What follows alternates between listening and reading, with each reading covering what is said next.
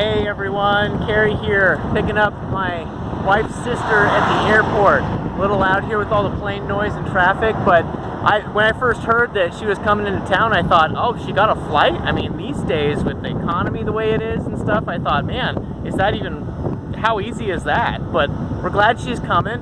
Man, it really has been a rough ride for a lot of us with the way the economy's been. A lot of jobs lost in the airline industry alone. As I've had a lot of quarantine conversations with folks, there have been a lot of jobs lost from Boeing and other flyers.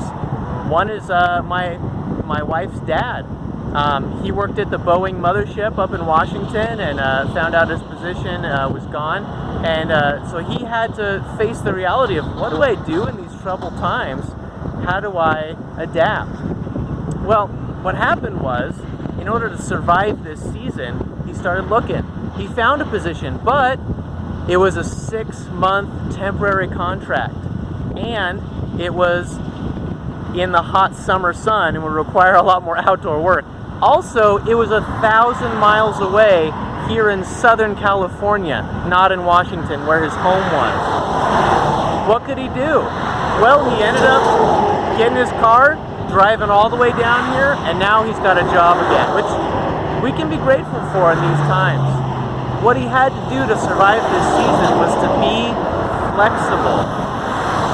That makes me think of a verse in the letter of James. James was a church leader in the first century. He wrote a letter to a bunch of folks, and he started writing in chapter 4, verse 13. Look here, you who say, today or tomorrow we're going to a certain town and we'll stay there for a year. We'll do business there and make a profit. How do you know what your life will be like tomorrow? Your life is like the morning fog. It's here a little while and then it's gone. What you ought to say is, if the Lord wants us to, we will live and do this or that. So, what do we see in that? Well, in this passage we see a spirit of humility, a spirit of flexibility.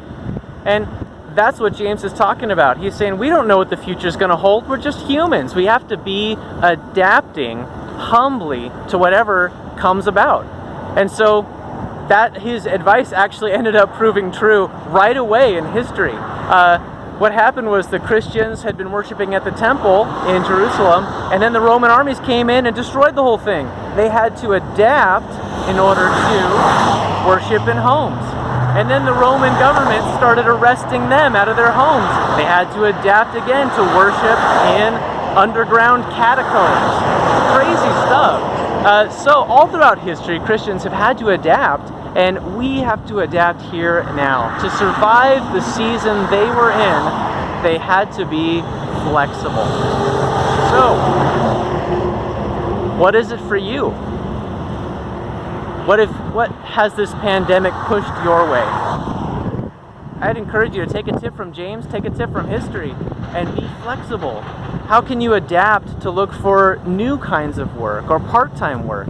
How can you adapt to try a different school or online learning or a tutor? How can you adapt to budget differently, save differently, spend differently? How can you try something new with your friends? We can't get together like we used to, but are there ways you can socially distantly hang out or try online video conferencing or call people more than you used to? Try something new. All in all, in order to survive this season, we're going to have to be flexible. So I'd encourage you, humbly adapt, and that will help you survive the rest of this season. With God, we'll be able to fly through this thing.